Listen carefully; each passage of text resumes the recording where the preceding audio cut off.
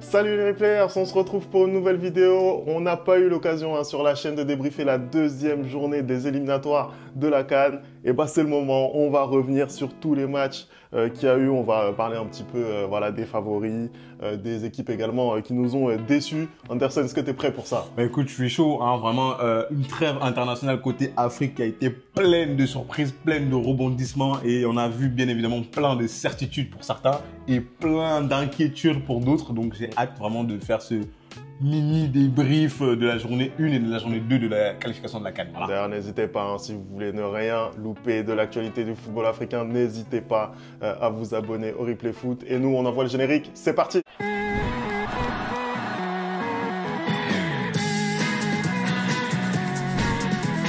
Allez, on commence tout de suite cette vidéo.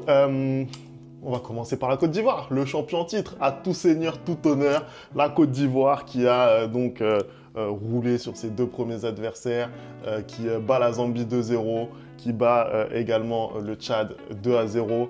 Et Anderson, je vais te demander de faire ton mea culpa sur Jean-Philippe Crasso. C'est très important, c'est maintenant, c'est maintenant. Je ne suis pas d'accord, je maintiens ce que j'ai dit. Crasso est nul. Non, je maintiens. C'est pas parce qu'en 2 matchs, il a mis 3 buts que voilà. Non.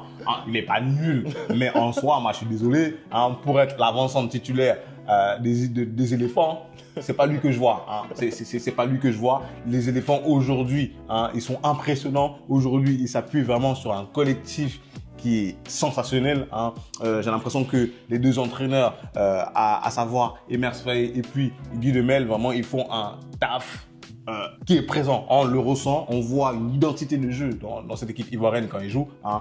Là, dans cette trêve internationale, que ce soit dans la journée 1, dans la journée 2, il y a eu 2-0 à chaque fois. Mais dans le jeu, tu sentais que l'équipe, elle était omniprésente, qu'elle a dominé. Que ce soit le premier match contre la Zambie, que ce soit le deuxième match contre le Tchad, d'ailleurs, ça s'est joué à Yaoundé. Hein. On a accueilli la belle famille chez nous.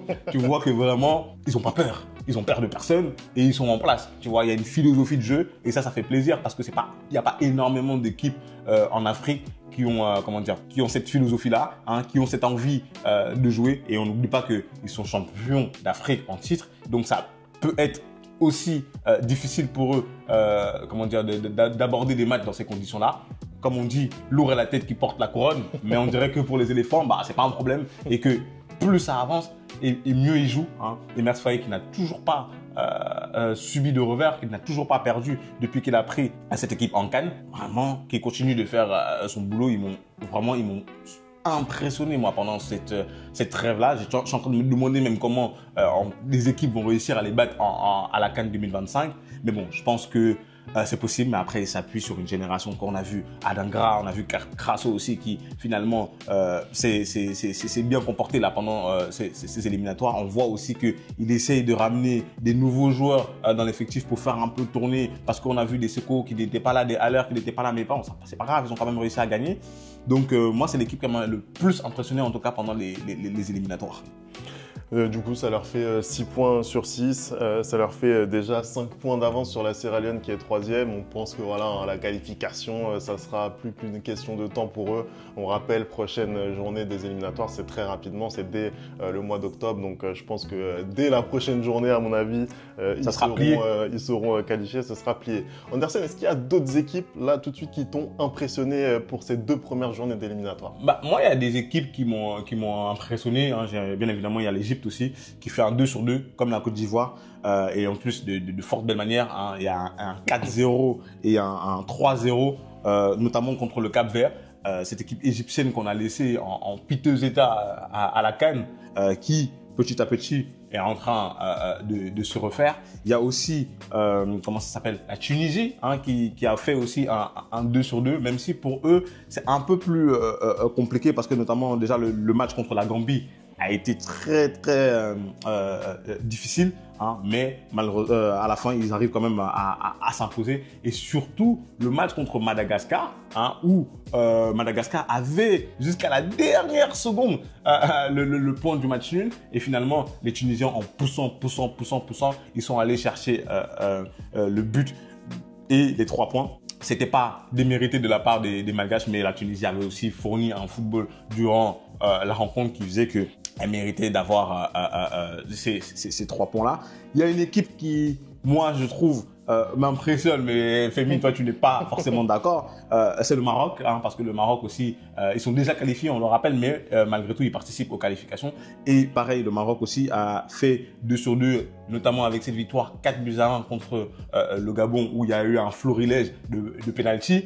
Et finalement, hier, cette victoire 1-0 aussi. Moi, je trouve que à chaque fois, ils vont chercher dans leur retranchement. Ils ont notamment avec Brahim Diaz, hein, le pensionnaire du Real Madrid, ce joueur clé, ce joueur qui peut venir faire basculer la rencontre. On rappelle que le Maroc, hein, c'est quand même un demi-finaliste de la Coupe du Monde, mais que sur le continent africain, ils ont un peu de mal. On l'a encore vu là dans la dernière Coupe d'Afrique des Nations, mais je pense qu'ils auront à cœur chez eux de faire bonne figure. Et je trouve qu'ils commencent à régreguer, ils commencent à construire vraiment un très très beau noyau de joueurs qui pourront peut-être aller très très loin pour cette CAN 2025 au Maroc. Ouais, moi je suis pas trop d'accord en tout cas sur ce que j'ai vu sur ces 2 premières journées d'éliminatoire. Déjà, on rappelle que le Maroc, c'est une des grandes équipes qui a déçu lors de cette CAN en Côte d'Ivoire, puisqu'elle sort en 8e de finale face à l'Afrique du Sud. Mais là, sur ces 2 prestations, je suis désolé, effectivement, face au Gabon, tu gagnes 4-1, mais score en trompe-l'œil. Il y a déjà cette histoire de pénalty qu'on a vu avec 4 pénaltys et 3 transformés. Mais c'est vrai que il y a énormément quand même de situations concédées, je trouve, par cette équipe marocaine. Typiquement, si Aubameyang ne rate pas son premier penalty, peut-être que le cours du match peut changer. Donc effectivement, ça pour moi, c'est des choses à modifier. Après, sur le match suivant, là, c'était une équipe complètement revisitée, puisque je crois qu'il n'y avait que Achraf Hakimi, Naïef Aguerd qui étaient titularisés. On a vu le vivier que pouvait avoir cette équipe marocaine. Là, c'était logique qu'il soit un petit peu moins impressionnant, mais effectivement, ils ont trouvé la clé en toute fin de match par Brahim Diaz. Donc, voilà, il y a quand même du positif parce que Regragui, il a pu faire une large revue d'effectifs et on voit qu'il y a énormément de matière et de qualité, notamment d'un point de vue technique. Mais attention, parce que défensivement, pour moi, cette équipe, elle est quand même friable. Elle concède énormément, je trouve, pour voilà, une équipe qui prétend à la victoire finale. Après, oui. C'est beaucoup. Après, je pense quand même qu'on est quand même sur une équipe qui est déjà qualifiée et qui essaye des choses hein, pour la future la compétition, contrairement aux équipes comme la Côte d'Ivoire, par exemple, qui ont déjà des certitudes. Hein. Je pense que là, Regragui, il essaye de tenter des choses, essaye de constituer un groupe pour qui il pense pourra aller au bout pendant la CAN 2025. Donc, du coup, il y a un peu plus de tâtonnement. C'est normal. 2 autres équipes qui m'ont aussi impressionné, j'ai oublié de le dire. Il y a le Congo, hein, le Congo qui vraiment continue sur sa lancée depuis que De Sabre est là, avec cette bonne Coupe d'Afrique des Nations. Et là, encore une fois de plus, avec les qualifications, là, ils ont fait un 2 sur 2 aussi. Hein, c'est une équipe qui continue d'impressionner et je trouve qu'ils jouent très très bien aussi, qui joue de mieux en mieux. Hein, pareil, un peu comme la Côte d'Ivoire. Voilà, on ne prend pas de but. Donc, ouais, très, très intéressant. Un peu comme la Côte d'Ivoire aussi, tu commences à avoir une identité de jeu. Et il y a aussi, finalement, l'Algérie. L'Algérie aussi qui fait un 2 sur 2. L'Algérie qui a énormément de mal là depuis quelques temps, depuis qu'ils ont gagné d'ailleurs la CAN, à revenir en force sur le continent. Peut-être que ça va être la bonne année pour eux. Ils s'en sortent aussi avec un 2 sur 2. Tu vois que dans le jeu, ça va mieux, tu vois qu'il y a eu le changement d'entraîneur, de sélectionneur, pardon, et peut-être que les esprits sont un peu plus légers aussi. Tu vois une Algérie qui dégage une impression de puissance aussi. Et tout ça fait te dire qu'en fait, là, si tu as tous ces favoris-là qui se qualifient vraiment pour 2025, tu risques d'avoir une excellente, voire une très très bonne CAN. Justement, Anderson, il y a des favoris pour qui c'est un petit peu plus compliqué dans ces éliminatoires de CAN. Là, en premier lieu, je pense au Nigeria. Le Nigeria qui prend 4 points sur 6, voilà, mais au regard du groupe qui est le sien, avec la Libye, le Rwanda et le Bénin, bah, c'est quand même c'est limite. Voilà, c'est pas foufou hein, cette équipe du Nigeria. Déjà, j'aimerais que tu mettes du respect quand même sur les pays que tu viens de dire, hein, que ce soit le Rwanda, que ce soit les Libye et encore plus que ce soit les Béninois. Hein, parce que je vois que tu as le maillot, les écureuils, c'est plus les écureuils maintenant. Hein, c'est les léopards, c'est ça? Non, toi aussi, mais un peu de respect. Les guépards, pardon, c'est possible ça. Mais en soi, en fait, le Nigeria, je ne sais pas trop ce qui se passe. C'est un peu la même chose qu'avec le Mali, c'est-à-dire que le Nigeria a fait une bonne CAN, ils arrivent en finale et ils perdent contre la Côte d'Ivoire. Et suite à ça, ils ont décidé de renvoyer leur sélectionneur pendant longtemps et ils n'ont pas eu du tout de sélectionneur et ils ont beaucoup plus de mal. On l'a vu là même pendant les qualifications de la Coupe du Monde, je me souviens plus, mais je crois qu'ils sont pas premiers de leur poule, je crois qu'ils sont même troisième de leur poule. Et là, pareil, contre le Bénin, ils ont gagné assez facilement 3-0. Mais là, le dernier match contre le Rwanda, c'est match nul, tu vois. Tu comprends pas. En fait, tu es tout le temps... tu sais pas sur quel pied danser avec cette équipe du Nigeria qui normalement est censée être une super puissance du continent. Pour le coup, on parle quand même des Super Eagles hein, qui ont gagné la CAN, il me semble 3 fois. Dernière fois en 2013. Oui, hein. Dernière fois en 2013, mais qui ont gagné la CAN au moins 3 fois. Et du coup, tu ne sais pas c'est quoi l'état de forme actuel du Nigeria en fait. C'est-à-dire qu'ils ont une équipe normalement avec des Lookman, avec des Victor Osimhen qui est pas venu dans ton club, et tu comprends pas comment ils peuvent de temps à autre faire une prestation comme celle contre le Bénin, parce qu'au final le Bénin quand même il m'impressionne de plus en plus. Quand on allait voir le match amical contre la Côte d'Ivoire, tu voyais que voilà, ils sont en place, ils ont la possibilité de faire du jeu. Donc prendre un 3-0 contre le Nigeria, c'est assez surprenant. Et encore plus quand tu vois leur deuxième match contre la Libye où ils reviennent au score et ils arrivent à s'imposer. Donc le Nigeria, vraiment, je ne comprends pas. Voilà. Non, c'est vrai que le Nigeria, c'est très, très, très compliqué, je trouve. Je comprends pas. Il y a eu cette CAN vraiment où... Pour moi, ça aussi, c'est vraiment trompe-l'œil. Je trouve que le tableau, il était très ouvert. Ouais. C'était le minimum syndical pour moi d'arriver en finale par rapport au tableau qu'ils avaient. Bah, leur match le plus difficile, c'était contre le Cameroun, en ouais, huitième. clairement. Et quand tu regardes ce qu'ils ont fait derrière, ça a été compliqué. Tu as parlé des éliminatoires de la Coupe du Monde où on avait eu la chance de les tabasser. C'était en Côte d'Ivoire d'ailleurs. Et là, effectivement, on a eu ce match d'éliminatoire pour la CAN où on prend 3-0 face à cette équipe du Nigeria. Mais encore une fois, c'est les montagnes russes. On ne comprend pas. Pas de but face au Rwanda avec un tel potentiel offensif. C'est quand même incompréhensible. Donc ouais, c'est vraiment une équipe qui est en dents de scie. On va voir ce que ça va donner. Après, sur la qualification, pour moi, là aussi, il n'y a pas de doute à avoir. Je pense que le Nigeria va terminer au moins à une des 2 premières places. Est-ce que tu penses que le Bénin va réussir à se qualifier pour cette CAN 2025 Écoute, là, vous êtes deuxième. Là. Écoute, je l'espère. Hein, ça fait depuis 2019 qu'on n'a pas participé à la CAN. On avait fait quart de finale lors de cette CAN avec cette élimination voilà, du Maroc. Je suis obligé de le dire. Là, honnêtement, Gernot Rohr, il repart vraiment sur un nouveau cycle. Je trouve que au niveau du jeu, on a vraiment des vraies certitudes. On est vraiment avec un groupe qui est jeune, qui a du potentiel. Je pense à des Olaïtan, par exemple, qui font énormément de bien ce genre de joueurs. Bien sûr, Steve Mounier, voilà, notre taulier, le capitaine de la sélection.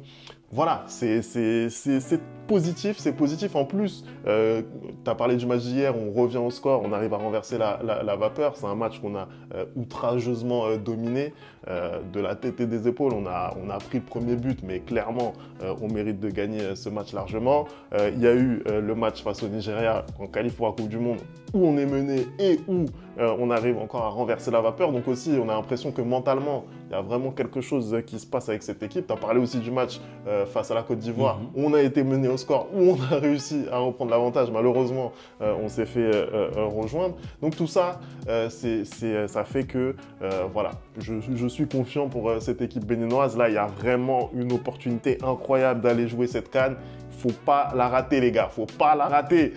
Non, mais ce serait bien de voir le Bénin vraiment revenir pour la Coupe d'Afrique des Nations. Là, tu es en train de parler, tu dis que tu es confiant pour une qualification. Même maintenant, moi, je pense qu'il y a des pays, là, pendant cette trêve, qui sont un peu moins confiants pour cette qualification-là. Et notamment, la trinité des 3 couleurs, à savoir le Mali, le Sénégal et le Cameroun.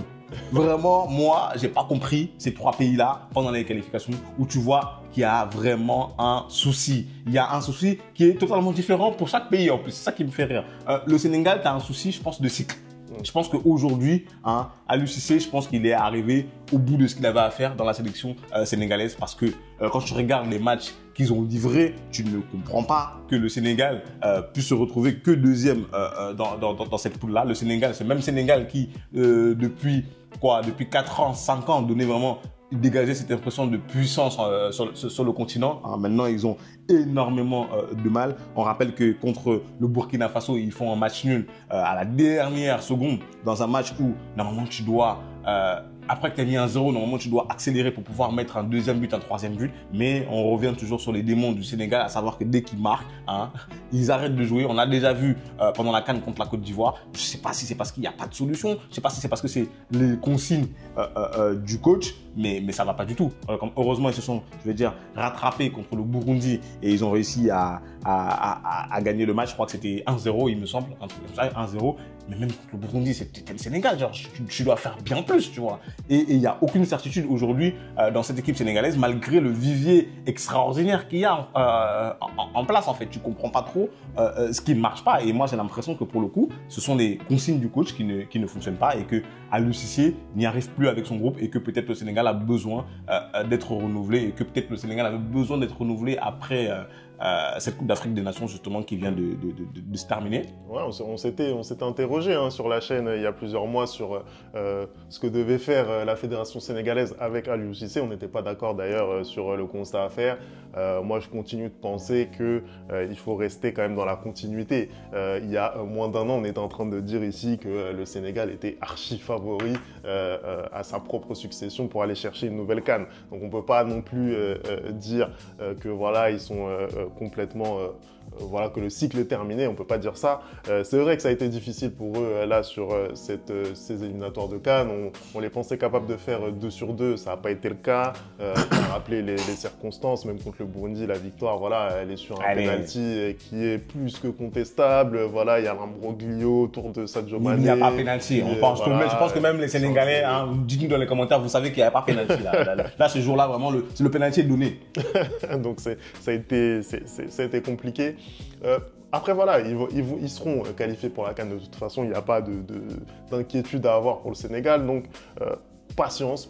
Moi je pense qu'ils vont répondre quand les matchs vont vraiment compter, c'est-à-dire lors de la phase finale, mais pour le moment voilà, pas d'alerte particulière, pour moi ils feront ce qu'il faut pour se qualifier, c'est le plus important. On n'a pas parlé du coup du Mali. Du Mali également, donc pour qui ça n'a pas été simple. Ils sont allés chercher cette victoire face à l'Eswatini. 1-0, but très rapide d'ailleurs de Monsieur Yves Bissouma. Décidément, son retour fait énormément de bien. Voilà, histoire contrariée avec la sélection sous Eric Chelle. Il arrive cette fois à tirer son épingle du jeu. Il permet à cette équipe malienne de quand même prendre les 3 points. On connaît tout le contexte, on en a parlé hein, lors du précédent match qu'on a débriefé face au Mozambique. Donc c'est pas évident, ils se battent avec leurs le problème, le souci, c'est que, oui, comme tu dis, en fait, le problème du Mali, c'est qu'il y a quand même énormément de joueurs qui sont pas présents, qui sont normalement dans le 11 titulaire, qui sont pas présents, et du coup, c'est un peu plus difficile. Mais je suis désolé, encore une fois de plus, t'es le Mali, hein, c'est pas pour manquer de respect à Eswatini, mais tu dois faire mieux, parce que tout le long du match, comme ça, mené 1-0, bah, quand je regardais le match, tu as l'impression qu'à chaque contre-attaque, à chaque coup de pied arrêté, bah, tu peux te faire punir, et ça devient tout de suite beaucoup plus compliqué pour toi pour la suite. C'est déjà le cas en qualification de Coupe du Monde. Tu vas pas en plus venir te compliquer les choses en qualif de CAN. Mais j'ai l'impression, pareil, que le Mali, c'est pas trop ça. C'est dans une poule avec la Guinée-Bissau, l'Eswatini et le Mozambique, ça prend uniquement 4 points dans les deux premiers matchs, sachant que les matchs les plus compliqués et ils arrivent. Moi, je suis pas d'accord en fait. Je suis pas d'accord. Je trouve que ils doivent, malgré le fait qu'il y a énormément de joueurs qui ne sont pas présents, ils doivent faire beaucoup mieux. Maintenant, on arrive au cas du continent. Alors, pour le Cameroun, il n'y a rien qui va. Non, il n'y a absolument rien qui va. Déjà parce que ça fait quand même 3 trêves. Je crois qu'on est toujours en train de parler des problèmes entre la FECAFOOT et le ministère. Absolument personne ne veut lâcher. C'est quand même incroyable. On parle de problème en problème. Avec les fédérations, c'est exceptionnel. À chaque rassemblement, on a 2 étels, on a des stades qui sont différents pour aller s'entraîner. Là, ce qui fait que ils sont arrivés au Cameroun. Déjà, on savait même pas où on allait jouer parce que le ministère veut qu'on joue à Yaoundé. Il refuse catégoriquement qu'on joue à Douala parce que soi-disant il va pleuvoir de ouf alors que finalement il a même pas plu. Et finalement, on va se retrouver à jouer à Garoua. Le terrain, il est dégueulasse. Il est totalement dégueulasse. Mais malgré tout, ils arrivent à s'imposer. Ils arrivent à s'imposer. Là, on fait le déplacement en Ouganda pour aller jouer contre la Namibie. Et le match, il n'y a rien qui se passe. Il n'y a rien qui se passe. Il n'y a aucune envie. Hormis un joueur, je vais en parler tout à l'heure, qui vraiment donne pleinement satisfaction. Tout le reste, c'est absolument zéro. Mais j'apprends quoi après le match? C'est que le Cameroun ne s'est pas entraîné entre le match contre j'ai dit la Namibie, non, c'était le Zimbabwe qu'on jouait, pardon. Le Cameroun ne s'est pas entraîné entre le match face à la Namibie et le match face au Zimbabwe. Pourquoi? Parce que ils sont arrivés sur le territoire. Au lieu de résider à l'hôtel qui était prévu, il y a eu un changement d'hôtel. L'hôtel était apparemment à 3 heures du terrain d'entraînement. Donc, du coup, ils n'ont pas pu s'entraîner parce qu'ils sont arrivés en retard et que, du coup, on leur a donné un non-droit d'entraînement sur le terrain. Mais c'est pas normal, en fait. Toi, tu es le Cameroun, tu peux même pas t'entraîner entre un match, tu peux pas t'entraîner avant un match super important. Et il y a déjà ces problèmes-là qui polluent totalement l'équipe nationale. Et aussi, le sélectionneur, maintenant, qui fait des choix, tu ne comprends pas. Moi, je suis désolé, le match contre le Zimbabwe, finir à 0-0, c'est n'importe quoi. Quand tu vois que tout le match, Vincent Aboubakar, il en peut plus. Et il a fait les 90 minutes. T'as Georges Kevin Koudou qui est sur le banc, il n'est même pas rentré, en fait. C'est-à-dire que, finalement, tu prends ce qui était probablement ton meilleur joueur de la CAN. Là, sous Marc Brice, il est même pas titulaire. Tu vois, il y a des joueurs qui sont tellement vieux, les bassogog, les trucs comme ça. Je sais pas ce qu'ils foutent sur le terrain, en fait. Je sais pas ce qu'ils foutent sur le terrain. En fait, je ne comprends pas la direction que prend le Cameroun au niveau du football. C'est-à-dire que, est-ce qu'on veut du nouveau et du coup changer, un peu ramener les jeunes, la réussite totale, par exemple, qu'est Carlos Baleba? Pour moi, c'est une bonne chose. Aujourd'hui, c'est le taulier du milieu de terrain. Et c'est-à-dire qu'il est tellement un taulier dans ce milieu de terrain qu'il cache toutes les largesses de Zambo Anguissa. Parce que Zambo Anguissa, il est nul. Il est nul. Non, vraiment, il est nul. Vrai. Il est nul. Non, mais qu'il arrête. En fait, quand il est en club, il joue. Mais dès qu'il arrive en sélection, je sais pas. En fait, à un moment donné, tu vois le petit Baleba, il prend le ballon, il fait des contrôles orientés, il fait des protections de balle et ça marche. Et lui, il veut faire la même chose. La seule fois où il a essayé de faire ça, on a perdu le ballon, on a failli encaisser. Non, mais qu'il arrête ses conneries, en fait. Et du coup, aujourd'hui, le football camerounais, il n'y a aucune certitude. Pour moi, c'était 2 matchs totalement à la portée des Lions. Normalement, on aurait dû avoir 6 points et on se retrouve avec 4 points. Après, je pense que le fait qu'il ne se soit pas entraîné, le fait qu'il y ait aussi tout cet embroglio et tout, ça joue peut-être sur les cerveaux et tout, mais c'est pas normal. Avant la prochaine trêve, régler les soucis. C'est pas normal qu'à chaque fois, on vienne, c'est la même chose. Il y a 2 staffs, il y a 2 hôtels, il y a 2 bus. Non, mais ouais, on va aller où, en fait? Au final, vous gâchez l'argent du contribuable, en fait. Vous gâchez l'argent du contribuable. Écoute, on va voir ce que ça va donner. Moi, je voulais parler très rapidement avant de conclure de la Guinée parce que c'est aussi une des grosses déceptions. D'ailleurs, c'est aussi un pays à 3 couleurs, t'en as pas parlé. Mais effectivement, la Guinée avec 0 points qui perd ses 2 premiers matchs. Et là, on peut vraiment se demander si ça va se qualifier pour la CAN. Là, vraiment, il y a énorme danger. Il y a eu ce match donc, contre la République démocratique du Congo, défaite 1-0 qui est logique. Ils font un match qui est pas si mauvais que ça contre le Congo. Archi dominé. Le Congo est au-dessus, clairement, on va pas se mentir. Mais voilà, je pense qu'il y avait quand même la place pour pourquoi pas essayer d'égaliser. Là, ils se retrouvent face à la Tanzanie. Je suis désolé. T'es la Guinée, tu dois les piétiner. Voilà, je suis désolé. En plus, voilà, même s'il y a eu ce changement d'entraîneur que je ne comprends pas d'ailleurs, on l'a dit déjà maintes et maintes fois, mais Kaba Diawara, c'est vraiment le gars qu'il fallait pour cette sélection. Il avait la poigne, on l'a vu d'ailleurs, notamment pendant la CAN, les causeries, les discours pendant la mi-temps. Il avait vraiment la main mise sur son groupe. Et ce qu'il faisait aussi d'un point de vue footballistique, tout simplement, avec ce très bon résultat à la CAN, avec ce quart de finale, c'était très très bien. Là aujourd'hui, on ne sait pas du tout où ça va. Mais malgré ça, tu as quand même la qualité sur le terrain pour pouvoir disposer de la Tanzanie. Tu ne le fais pas. Tu ne le fais pas. Donc ça, c'est vraiment problématique. Donc il y a à la fois ce souci d'un point de vue footballistique et aussi, je trouve, côté fédération, où encore une fois, on ne laisse pas le temps aux entraîneurs de s'installer. C'est pas possible. Tu avais vraiment un projet de jeu avec de la jeunesse. Tu vois ce que je veux dire? Tu avais une défense extrêmement solide. Après, effectivement, il y a ce côté offensif où il faut un petit peu s'améliorer, mais la base était extrêmement solide. Et malgré ça, tu décides de renvoyer l'entraîneur. Mais de toute façon, c'est ça. Soi-disant, il n'a pas atteint ses objectifs Non, mais en termes de c'est n'importe quoi. Je pense que c'est ça notre problème en Afrique, c'est qu'on n'est pas dans la continuité. Au final, quand tu regardes les équipes qui ont réussi et qui commencent à réussir, hormis la Côte d'Ivoire, c'est parce que l'entraîneur est là depuis un moment. Après, je te dis pas qu'il faut qu'il soit là de manière indéfinie. C'est ce que je disais justement avec le Sénégal. Je pense qu'il est temps pour l'UCC